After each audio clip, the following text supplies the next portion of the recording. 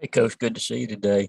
So, something I've been meaning to ask you, when you have so many, spots to fill in your roster like you did last year, and in such a relatively short amount of time, did you ever feel rushed in trying to scour the portal, find the right players, or were you able to be meticulous enough for your assistant coaches to find those right players, right matches to fill this program? Oh, absolutely. Yeah, absolutely. And a great example is I think it's all about how it fits, right? And you got to do the best job you can. Now, there were point guards that were available. We knew even if Severe was back and when the season ended, we fully expected him to be, that we were going to take another point guard because we weren't just going to play the way we played last year and have those kind of turnovers. And we were going to have to be a better shooting team. So we did miss out on a couple of guys, one that I really felt we would have gotten, who's going to be a starter in a power conference league right now. But at the end of the day, then you end up with Aaron Cook. And we've been extremely happy and fortunate to have him. So recruiting never really stops, and it never really stopped during the portal. So it's just part of it. And you just have to continue to move forward. But the last thing you want to do, and this is where high school recruiting kicks in a big way, you do not want to settle based on just filling scholarships. You've got to get talent. You've got to get people that can be multi-dimensional. The maturity aspect on this team is such a huge deal. So we have a pretty good blend of older and younger. You've got to keep making sure that you're looking at that, and you just navigate the waters as they come. And that's exactly what this offseason was like. And I'm really proud of the way these guys have come into Georgia. They've come in excited to be at Georgia, and they come in really, really working hard for Georgia. Next to Catherine Lewis and then Chip Towers. Hey, Coach. I wanted to ask you what the focus was in terms of FIU this week. What have y'all seen that they're good at, and what will pose a challenge tomorrow night? They're very, very much a high octane offense. They shot 33 threes a game last year. They made 10 and a half. They're very efficient. They've got bona fide shooters. They're going to put 3 to 4 3-point shooters on the floor at all times. I think the biggest thing we've got to do is control penetration so that it does not create an overhelp type of situation in the game because of the way they shoot the ball. I told my team over the weekend, I mean, they're phenomenal at making one more pass. And so, and when we were really good on Friday night, we were very good at that. So that's the difference. And we've got to control the penetration to not allow that as easily. And then defensively, they're going to come at us with pressures. And whether it's full court, man-to-man, zone pressures, run and jump is one of their staples. They're very, very good at that and trying to get that trap that you're not ready for. They can mix their defenses man and zone. So they're a deep team. They can go very, very big. They've added transfers, and at the same time, they have very good veterans that have played well for them. Yeah, Coach, obviously the situation that you inherited this year is not unique to you. It's across the SEC and college basketball. I know you've been in the game for a long time and love the game. Is there anything that college basketball can do for more stability, or is it just the way it is and just the way it's going to be? Oh, absolutely. Yeah, it's going to change even more. I mean, this is the first year of the portal, but everybody has to remember, and I know some people on here have heard this before, or maybe heard it from me, but we were given the statistic that last year in the SEC, there were scholarship players. There were only 14 players that finished where they started in the SEC that were scholarship players, and 4 of them were at the University of Alabama. So it's not like this wasn't coming. It's not like it hasn't been different. But as I tell our team, as I tell our coaches all the time as we go through this, everything's changing, right? Name, image, and likeness, the transfer portal, how easy it is to leave, all those types of things. The bottom line is what hasn't changed is what it takes to win and what will cause you to lose.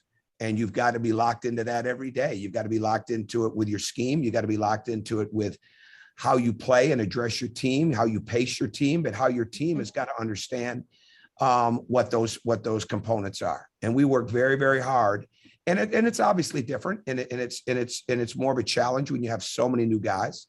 And when you go out and you play guys that not only weren't in the SEC last year, but have never started a game in the SEC. So those things are different, but that's what the growth process is about every day. And we've been very, very good in that area. That doesn't mean we don't have bad days, but we recover pretty quick because we've got a lot of really serious minded, mature young people that not only practice hard and study the game and are doing a good job in school, but they're in the gym and they're working at getting better when they don't have to be. Okay, let's go to Mark Weiser and then Palmer Toms. Tom, when you're recruiting players that are in the transfer portal, beyond knowing whether they're the type of player you want, how much time do you have to kind of pinpoint whether they're the type of people you want to get to know them and their families, particularly with a guy like Jalen, who's from just down the road, his family? Well, it's harder. There's no question it's harder, and Zoom made it harder.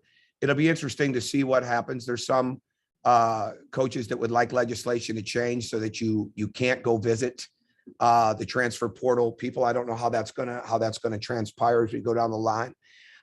There's a lot of trial and error. There's risk reward, and you want to make phone calls. You want to study a lot of film. As I tell the coaches all the time, it doesn't matter if you're recruiting somebody in the transfer portal or if you're recruiting somebody in high school. You got to get the people that are off script, right? It's so easy to tell somebody what they want to hear, to give you passive aggressive behavior and paint a picture that's not realistic. You got to get people that are off script in a good way and in a bad way, because that's where you really find out. And then there's also when you get face to face, which obviously we weren't able to do. When you get face to face, now you start to get your instincts going. And you can use your instincts to a degree, when you're watching film. You can use your instincts when you're on Zoom. You can use your instincts when you're talking to people. But when you get face to face with somebody, whether it's in a meeting or whether it's practice or a game, now you start to get your instincts back. And that's what's been interesting. And with that said, I mean, it's been much more of a selective process for us, not only in the portal, but in high school recruiting, because there's a whole new wave of recruiting coming. And the bottom line, it doesn't matter if they're coming in from a transfer situation or from the high school situation. What works is, number one, you've got to have a level of maturity. It doesn't mean an 18 or 19-year-old is going to be as mature as the 22, 23-year-old, but there's got to be an upside, a level of maturity. Number two, there's got to be an edge to them. There's got to be an edge, a competitive edge to their game. And number three, you've got to make sure that you believe that they can be efficient because they have been efficient before. And I think when you can put those factors in it, then it gives you a chance to take some of the guesswork out. Coach, when you bring in transfers from programs like Virginia, Gonzaga, USC that have been successful, how do you push those guys to maybe, have some of the winning culture that they've been around rub off on your program and the players that they're around now? Well, you mentioned some that have won and some that they had a lot of talent.